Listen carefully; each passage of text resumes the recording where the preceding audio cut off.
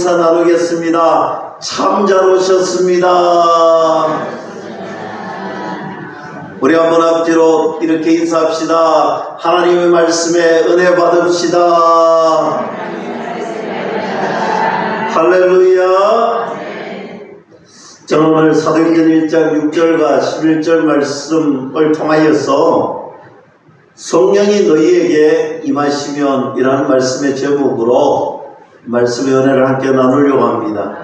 사도행전 말씀을 우리가 대할 때 항상 가슴이 뜨거워지고 또 이 사도행전 말씀을 대할 때에 우리가 우리 일상의 삶을 정말 하나님의 자녀답게 살아가고 싶구나 하는 용기가 생기고 또 그런 지침서와 같은 교재와 같은 말씀입니다. 오늘도 하나님 말씀 함께 나눌 때에 정말 하나님의 자녀답게 살아가려고 하는 그런 마음들이 풍성하게 생겨날 수 있기를 주님의 이름으로 간절히 축복합니다.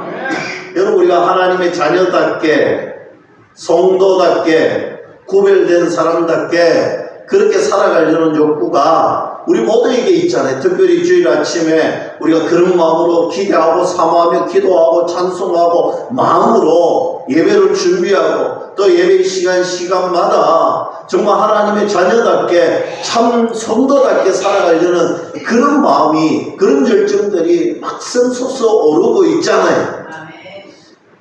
그런 마음들이 참 넘치는데 우리가 이혼을 났으면 그런 열정들이 식어지고 그런 마음들이 희석되어지고 쉽게 말하면 우리 일상의 삶에 우리가 예배 시간에 누렸던 마음들이 점점 우리의 삶에 적용이 되면 힘들어지는 것입니다.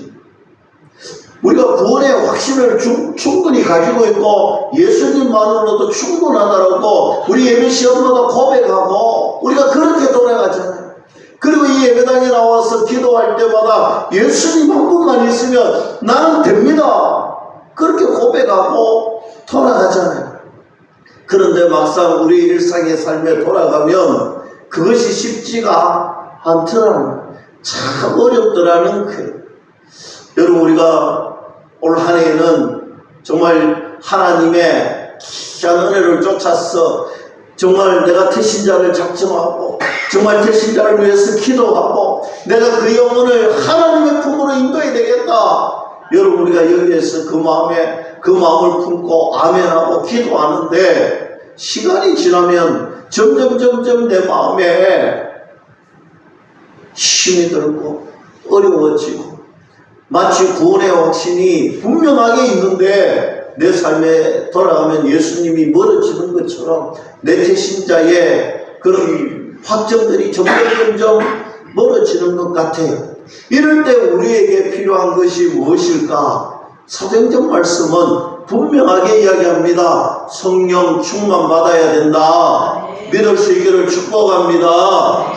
여러분, 복음 전도자 무디, 여러분, 우리가 복음 전도자 그러면 무디 선생님을 우리가 빼놓을 수가 없잖아요. 이 무디 선생님이 여러분 복음을 잘 전하는 비결, 성령 충만 받았던 비결 어디에 있느냐? 그가 대답할 때 컵을 하나 탁 들고서 이렇게 얘기합니다. 이 컵에 있는 공기를 모두 없앨 수 있을까요? 사람들이 어떻게 없앨 수 있을까? 그때 주전자를 탁 들고 그 컵에 물을 채웁니다. 그리고 이렇게 이야기합니다. 물이 다 채워지니까 이 속에 있는 공기가 하나도 없이 사라졌다라는 거예요. 여러분, 그러면서 하시는 말씀이 우리에게 성령 충만은 이런 거라는 거예요. 우리에게 성령 충만이 생기면 우리의 일상의 삶에 우리가 불순물들이 생기고 우리의 일상의 삶을 통하여서 믿음이 쇠약해지게 했던 불신앙의 모습들이, 그런 거짓의 찌꺼기들이 다 사라질 수가 있다라는 거예요. 그래서 성령 충만 받으라는 거예요. 성령 충만 받으면 우리의 삶에 불신이 사라지고 성령 충만 받으면 우리의 믿음이 정말 씻어띄어지던 것들이 다시 돌아오는 은혜가 주어진다라고 말씀합니다. 오늘 우리가 성령 충만 받고 싶다라고 아멘 했잖아요. 우리가 성령 충만 받고 싶다고 아멘 했는데 여러분 어떻게 하면 우리가 성령 충만 받고 성령 충만 받은 사람답게 살아갈 수 있을까? 오늘 본문 말씀은 분명하게 이야기합니다. 첫째, 성령 하나님이 충만하게 임하시면 우리가 권능을 받을 수 있다. 오늘 8절 말씀 봅니다. 오직 성령이 너희에게 임하시면 너희가 권능을 받고 예루살렘과 온 유대와 사마리아와 땅끝까지 이르러 내 증인이 되리라 했습니다. 아멘이시지요?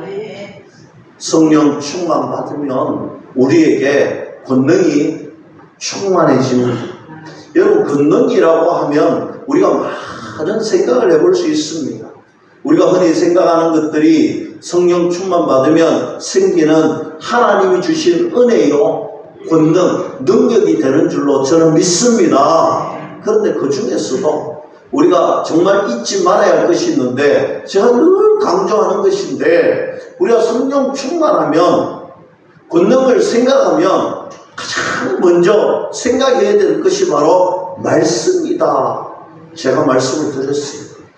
여러분, 요한복음 14장 16절과 17절에 이렇게 말씀합니다. 내가 아버지께 구하겠으니 그가 또 다른 보혜사를 너희에게 주사 영원토록 너희와 함께 있게 하리니 그는 진리의 영이라.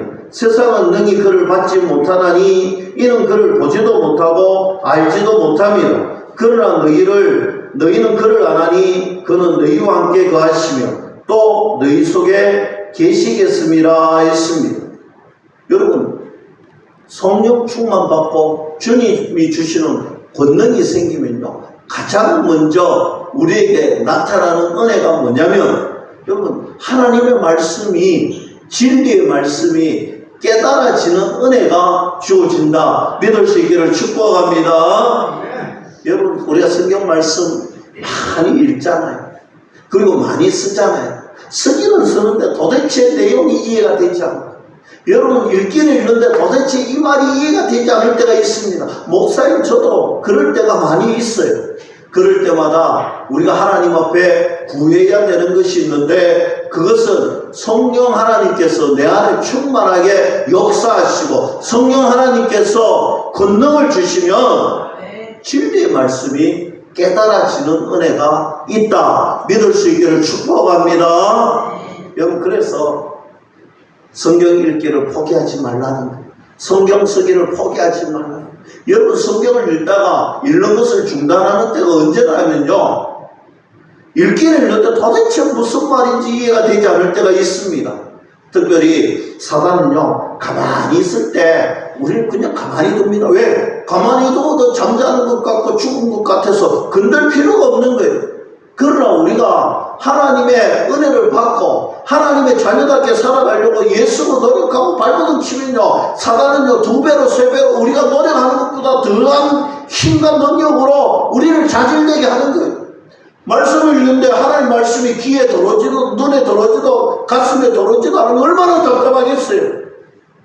여러분, 그때 나는 할 수 없고 내 능력 내 지식으로는 할 수 없지만, 그러나 보혜사 성령 하나님, 우리를 도우시는 하나님, 그 하나님이 내 속에서 역사하시며 진리가 깨달아지는 은혜가 주어진다. 반드시 주어진다. 믿을 수 있기를 축복합니다. 그래서 여러분, 성경을 꾸준하게 읽었어요. 이해가 안 돼도 읽으시고 생각이 나지 않아도 읽으시고, 또 읽다가 잊어버려도 또 읽으십시오. 그리고 하나님께 기도하십시오. 성령 하나님은요, 내 안에 계시고 내 안에 계시는 성령 하나님께서 역사하시는 순간 나에게 권능이 생기고 진리의 말씀이 깨달아지는 은혜가 주어질 줄로 믿습니다. 하나님의 말씀을 깨닫는 능력, 저는 이것이 성령 충만함 받고 권능 받은 자의 첫 번째 비결이라고 생각을 합니다. 여러분, 물론 우리가 잘 아는 엄청난 능력, 병 고치는 은사, 방언을 통역하는 이런 능력들, 표적과 기사가 나타나는 은혜, 물론 이런 것도 하나님 주시는 권능인데, 여러분, 이런 권능도 참 중요한데 그것보다 더 우선시 되어야 되는 권능이 어디에 있느냐? 말씀이 깨달아져야 됩니다. 여러분, 우리가 기도하러 갈 때 조심하라는 이유가 어디 있느냐면 바로 이런 거예요. 말씀의 진리의 은혜가 깨달아지지 않는데 다른 것들이 뭐 생기고 또 다른 것들의 유혹에 빠지면요, 그것이 문제가 되는 거예요. 말씀 안에서, 말씀 때문에 초대교회처럼 병 고치는 은혜가 일어나고 기적이 일어나고 정말 서로가 화합되고 내 것을 나누어서 사람을 살리고, 여러분 초대교회 보세요. 내 것을 다 투자해서 살리는데 그 이유가 어디에 있느냐면 예수님 말씀 들으려고, 예배 드리는데 말씀 들으려고, 심령 부흥에 참여하려고 그렇게 명절에 올라왔던 사람들이 자신의 돈들이 가지고 왔던 것들이 떨어졌을 때 이제는 돌아갈 수밖에 없는데 숙박을 해결해 줄게, 너희 식사를 내가 해결해 줄게. 그래서 떡을 떼고 오늘 먹는 것을 나누고 함께 찬송하고 함께 기도하고 함께 예배했더니 믿는 사람들이 더하여질 뿐만 아니라 주변에 있는 믿지 않는 사람들이 칭송하더라. 여러분, 저는 이런 초대교회 같은 교회로 우리 세우리 교회가 이 일광 기장 땅 부산 땅에 그렇게 세워졌는 줄로 믿습니다. 우리가 기도하고 말씀 안에서 붙들고 진리를 깨닫고 진리 생명 살리는데 앞장서고 노력하면 주변에 있는 사람들이 와, 세우리 교회는 다르구나. 야, 목사도 다르고 장로님들도 다르고 권사님들도 다르고. 아멘이시죠? 우리가 그들에게 정말 선한 영향력을 끼치고 교회가 칭찬받고 교회의 믿는 무리들이 날마다 더해지는 은혜가 충만해지기를 주님의 이름으로 간절히 축원합니다. 사실 이것이 깨달아지지 않으면요, 큰 문제가 생깁니다. 여러분, 예수님의 제자들도요, 예수님과 함께 있고 늘 말씀을 들었는데도 불구하고 이거 깨닫지 못했어요. 여러분, 예수님이 예루살렘에 입성하실 때에 여러분 한 일화가 있습니다. 예루살렘에 입성하실 때에 어떤 일이 있었느냐? 오늘 뭔가 예루살렘에 입성하실 때에 제자들이 보니까 예수님 다른 나라하고 좀 달라요. 오늘 뭔가 비장한 것이 느껴져요. 그런 것이 여러분 우리도 마찬가지잖아요. 우리가 같이 오래 지내다 보면 좀 다른 날이 느껴질 때, 오늘은 다른 날하고 좀 다르다 이게 느껴질 때가 있잖아요. 제자들도 그걸 느꼈는가 봐요. 그래서 오늘 제자들 가운데 두 사람이 이야기합니다. 예수님, 이번에 예루살렘에 가면 아시죠? 우리를 좀 신경 써달라는 거예요. 뭔가 예수님이 가면 왕적인 뭔가 역사를 이루고 뭔가 나라를 세울 것 같아요. 그러니까 그때 되면 나를 좀 신경 써달라는 거예요. 근데 그 모습을 들었던 제자들이 어떻게 합니까? 뭐 우리들도 똑같잖아요. 아니, 우리가 같이 동거동락하고 같이 살고 같이 운명 공동체인데, 이야, 벌써 아부하고 저들끼리 잘하려고 하니까 주변에 있는 다른 열제자들이 띵용 화가 나는 거예요. 여러분, 그때 예수님이 기억나십니까? 예루살렘으로 올라가다가 여리고로 들어가죠. 여러분, 돌아서 갑니다. 그런데 거기 가서 만났던 한 사람이 있습니다. 바로 소경 바디메오. 여러분, 소경 바디메오는 왜 하나님께서 오늘 우리의 예수님께서 그냥 예루살렘에 입성해도 되는데 굳이 돌아서 들렸는 도시에서 만났는데 왜 만났을까? 이유는 한 가지. 누가 보아도 이 사람이 소경이지, 이 사람이 눈이 보이지 않지.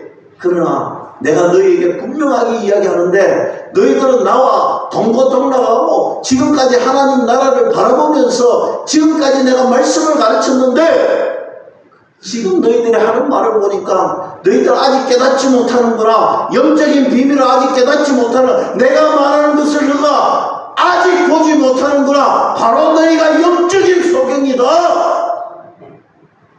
너희가 아직까지 깨닫지 못하는구나. 이야기해주고 있습니다. 사랑하는 성도 여러분, 이들은요 최후의 만찬에 주님이 하신 말씀조차도 그것이 무엇인지 깨닫지 못했습니다.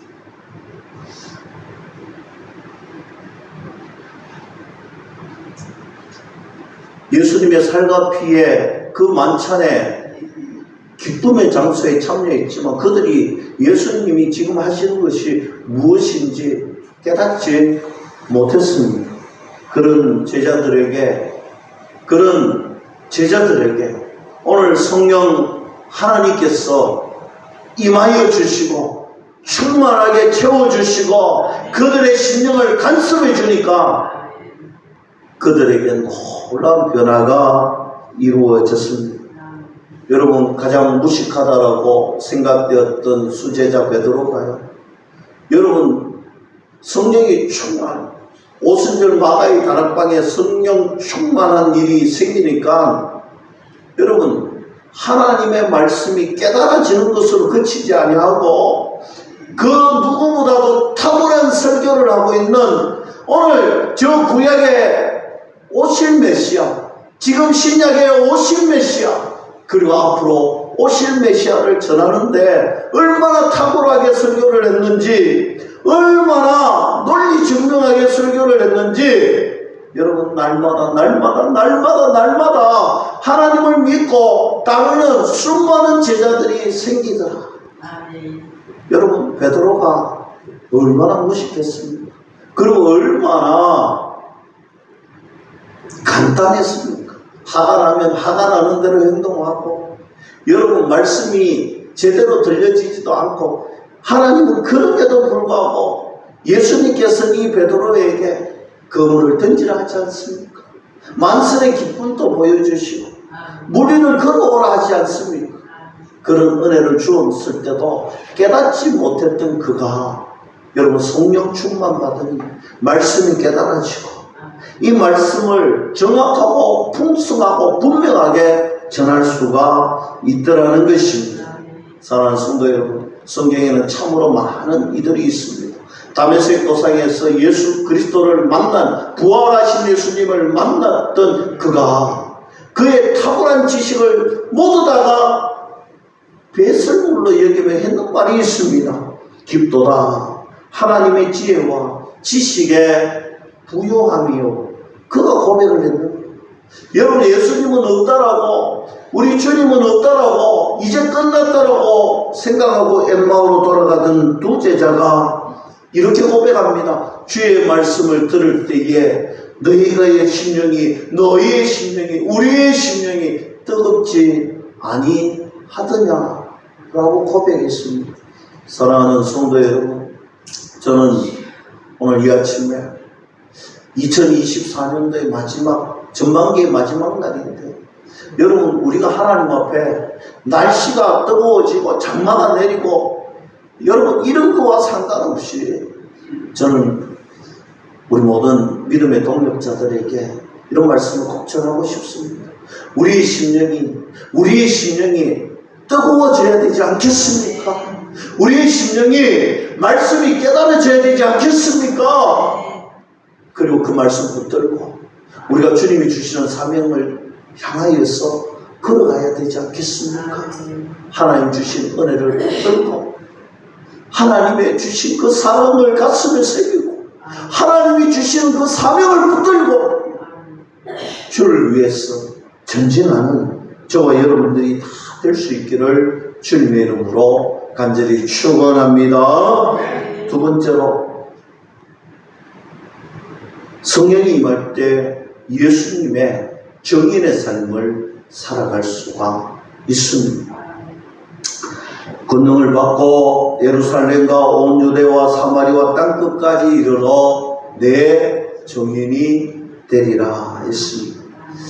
여러분, 사람들은 이렇게 생각합니다. 예루살렘은 가까운 곳, 점점 땅끝까지 복음을 전하라, 이렇게 이 말씀을 이해하고 생각하며 넘어갈 때가 참 많습니다. 그런데요, 이 말씀은요, 가만히 살펴보면 그 말씀이 아니에요. 오늘 권능을 받고 여러분 성령 충만하고 성령이 주시는 은혜와 권능을 받고 우리가 말씀이 깨달아지고 말씀으로 무장하고 그 다음에 뭐 해야 되는지를 가르쳐 줍니다. 그 다음에 복음을 전하는 삶을 살아야 된다. 할렐루야. 복음을 전하는 삶을 살아야 되는데 여러분 복음 전하는 삶이 쉽지 않습니다. 만만치 않습니다. 어렵다는 거예요. 그래서 예수 그리스도의 권능이 필요하고 성령의 은혜가 충만하게 있어야 할 수 있는 거예요. 여러분 복음 전하는 것을 쉽게 생각하면 안 되는 거예요. 그리고 여러분들이 예수님을 믿었던 것이 그냥 내가 잘나서 어떻게 하다 보니 여러분 그런 게 아니에요. 이 구속사적인 은혜는요 하나님의 창세전에 놀라운 교회의 범주 안에서 성령 하나님께서 역사하시는 그 교회가 심을 따라 힘들게 얻어진 은혜다 믿을 수 있기를 축복합니다. 하나님의 선물, 믿음은 하나님의 선물인데 이 선물이 주어지는 과정이 쉽지 않습니다. 여러분 보세요. 예루살렘 전도하기 쉬운 곳이었습니까? 여러분 오순절 마가의 다락방에 뭐하고 있었습니까? 기도했는데 어떤 기도했습니까? 여러분 지금 예수님이 잡혀서 오늘 예수님이 십자가에 죽으시고 오늘 예수님을 믿는 무리들을 다 죽이려고 했던 유대인들의 독성과 아집이 가득한 도시가 예루살렘이었어요. 여러분 무슨 말인지 이해되시죠? 오늘 지금 이 예루살렘에는요 목숨을 피해서 제가 성지순례를 다녀와서 사도 바울이라는 영화가 있더라. 제가 그 영화를 한번 쭉 봤어요. 거기에는 참 안 봤으면 하는 그런 영화의 모습들도 있어요. 여러분 성에 불을 지피고 어둠에 불을 밝히는데 촛대로 밝히는 게 아니고요. 여러분 나중에 보시면 가슴이 무너질 거예요. 성도 한 사람 한 사람을요 불을 태워서 촛대로 불을 밝히고 있어요. 얼마나 무서운 시절이었을까요? 얼마나 힘들고 어려운 시절이었을까요? 예수님을 믿는다라는 것 자체만으로 여러분 촛대가 되어서 불을 지피는 불화형을 받는 거예요. 여러분 창과 칼에 찔려서 수많은 고통을 받으면서도 대항조차 할 수 없었던 그런 시절에 여러분 우리가 믿었던 정말 믿음의 신비를 보여주셨던 예수님이 우리의 주인 예수님이 십자가에 못 박히시고 잡히시고 오늘 그렇게 고통당하시고 죽으셨어요. 여러분 패닉 같은 상태가 되어서 여러분 벌벌 떨면서 거기서 눈물로 기도했는데 그때 성령 하나님께서 임하시고 충만하게 채워주시고 그들의 가슴을 뜨겁게 하시고 그들의 그 무서움의 마음에 하나님이 권능을 주시고 능력을 주시니까 여러분 그들이 이제 복음 전하는 여러분 그 현장이 어떤 현장이에요? 지금 예루살렘이 어떤 곳이에요? 그곳에서 죽음을 각오하고 너는 가짜야. 너는 가짜 신이요. 우리 예수님은 진짜 하나님 구주 키리오스라고 고백했던 여러분 그 모습을 기억해 보세요. 예루살렘이 절대 전도하기 쉬운 곳이 아니에요. 그리고 사마리아. 여러분 사마리아는요 늘 제가 강조하지만 이 사마리아 땅은 구약에 보면 북이스라엘이 아수르에게 침공당하여서 이 나라를 빼앗겼던 그 시절에 여러분 유대인들이요 얼마나 생육이 강했는지 이 나라가 왕성해지고 얼마나 혈통을 중요한지 가만히 보니까 야 저거는 쉽게 무너뜨릴 방법이 있겠다. 혼전을 시켜버리면 이방인들과 결혼을 시켜버리면 완전히 부정탄 사람이 되어서 상종하지 않더라는 거예요. 그래서 강제적으로 혼혈 정책을 일으켰던 것이 이 사마리아는 도시. 그래서 유대인들이요, 사마리아 사람들을 보지도 만나지. 그리고 어떻게 했어요? 사마리아 사람들 얼마나 억울하겠어요. 그래서 원수가 되어서 지냈던 거죠. 그래서 사마리아 지역을 들어가지도, 돌아서 가면 돌아서 갈지라도 들어가지도 않았던 그 지역. 여러분, 이런 지역에서 복음을 전한다는 것이 쉬운 일일까요? 어려운 일이잖아요. 여러분, 다른 거 생각하면 뭐 있어요? 시댁에 갔는데 시댁에 불교를 믿는다고 생각해 보세요. 야, 우리 며느리가 왔는데, 우리 사이가 왔는데 저거 알고 보니까 예수쟁이네. 너 우리 집에 올라갔거든. 예수란 말 한마디도 하면 안 된대. 그거하고 다를 게 뭐가 있어요? 여러분, 그런 곳에 가기도 싫잖아요. 가기도 싫은데 오늘 예수님께서 보혜사 성령 하나님을 보내주시고 이 보혜사 성령 하나님이 충만하게 역사하시니 복음을 전할 수가 있더라는 것입니다. 땅끝까지. 여러분, 제가 이 땅끝이라고 하면요, 당시에 바울이 걸어갔던 로마 지역을 이렇게 말씀하는 거예요. 제가 그번 성지순례 기간 동안 이 사도 바울이 걸어갔던 그 길, 오늘 요한계시록에 나오는 7교회를 방문하면서 여러분 느꼈던 것들이 있어요. 이 디르기에 쪽에서부터 시작해서 저 그리스, 이 얼마나 강한 길을 걷는지 몰라요. 때로는요, 배를 타고 갔다는데 제가 배 탄 그 밤모섬이나 뭐 이런 데는 가보지 못했는데, 여러분, 제가 그 성지순례 같은 길이 2만 킬로 정도 됐다고 했지 않습니까? 제가 한 번 갔는데, 그런데 사도 바울은요 3차 전도에 그리고 4차까지 갔잖아요. 여러분, 그 길을 한번 상상해 보세요. 제가 한 2주 좀 안 되는 기간을 다녀왔는데 비행기를 몇 번 타고 또 유람선, 고급 유람선도 타보고 리무진 버스를 타고 그렇게 다녔는데도요, 아직 2주가 됐는데 회복이 안 돼요. 발에는요, 부동산이 점점, 물질이 부동산으로 바뀌어가지고. 그런데 당시에 사도 바울은 어떻게 했습니까? 그 길을 걸어서 갔어요.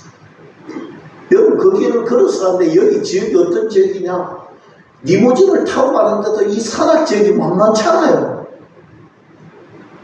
그런 지역에 여러분 산을 넘고 길을 걸어가는데 아휴, 얼마나 덥든지